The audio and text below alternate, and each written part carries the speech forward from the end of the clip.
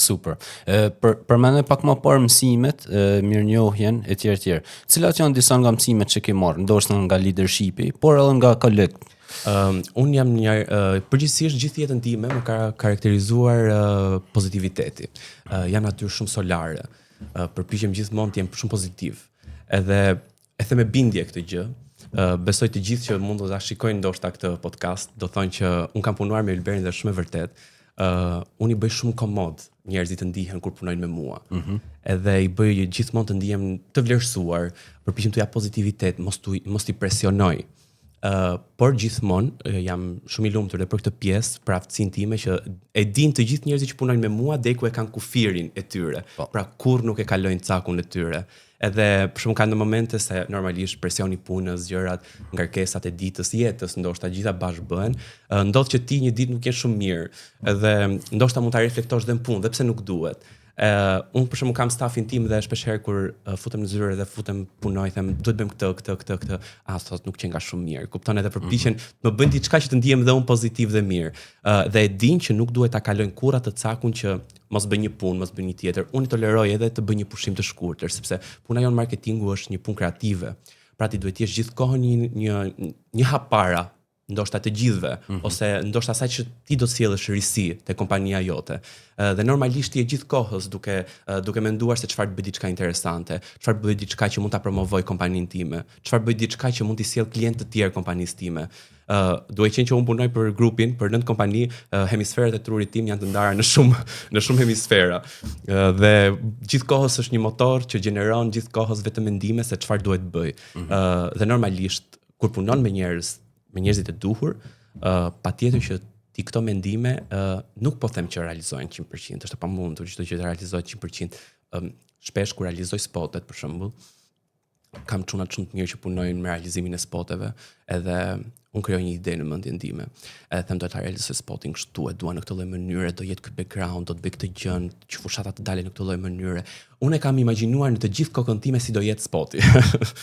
Edhe normalisht bëj skripte gjitha me radhë, çdo gjë, edhe mendoj se si do jenë planet, ku do xhirojmë këtu aty, si do jetë fushata, çfarë duhet godas në këtë fushat. Edhe kur del përfundimi, normalisht unë mendoj që njeriu që punon shumë asnjëherë nuk kënaqet nga vetja.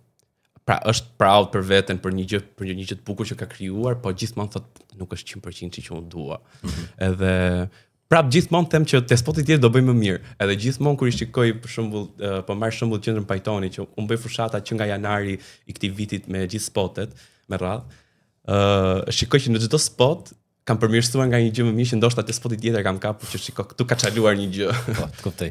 Po më kujtohet një shprehje një sipërmarrësit huaj që është lidhur me marketingun, edhe thotë, ti je aq i mirë ose aq i zoti sa videoja jote e fundit.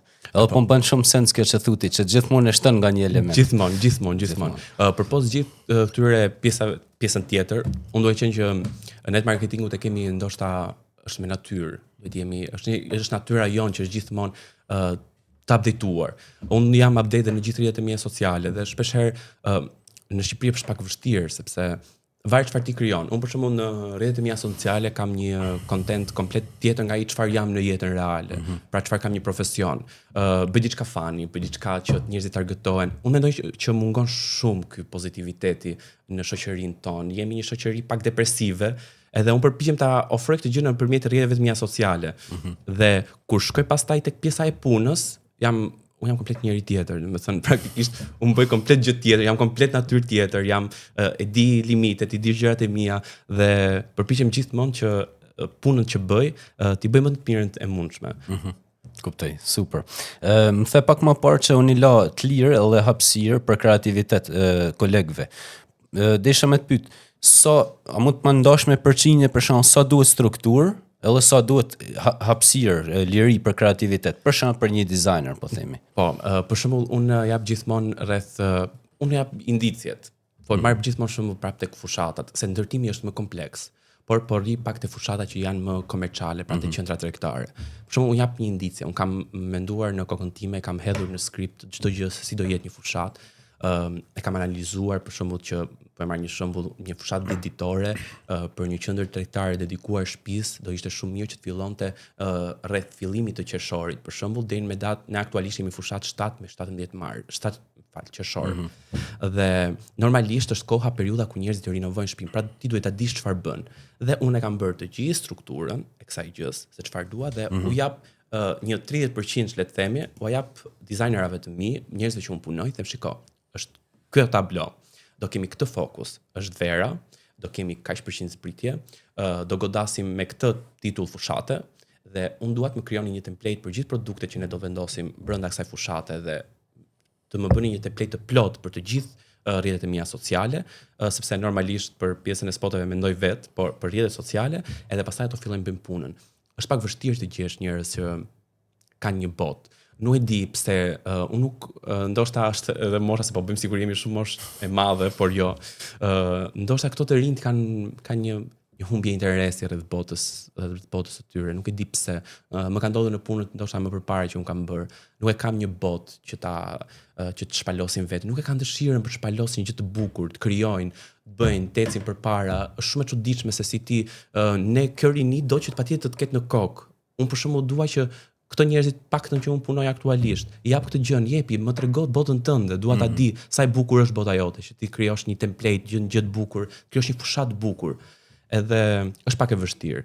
Është shumë e vështirë sepse është edhe periudha tani që gjithë të rinjt po ikin, kanë ngelur shumë pak ato që kanë ngelur, duhet të menaxhojmë në këtë lloj mënyre, po prap jam shumë i lumtur për gjithë zgjedhjet që kanë bërë në stafin tim. Aq sa është e lehtë punosh me mua, aq është edhe vështirë. Pse? Pse? Sepse do thash duhet që njëri shumë detajist, edhe kur shikoj atë punën totale që është bërë, jam gjithkohës kështu. Çoj pak të më lart, shikoj pak të më poshtë, jepi pak të ngjyrën. Është mikromenaxhimi në thojza një smunje ose një fiksim? Po, është. Po. Unë mendoj që është. Edhe gjendet të brenda dhe aktivizohet çdo moment, domethënë. Kuptoj.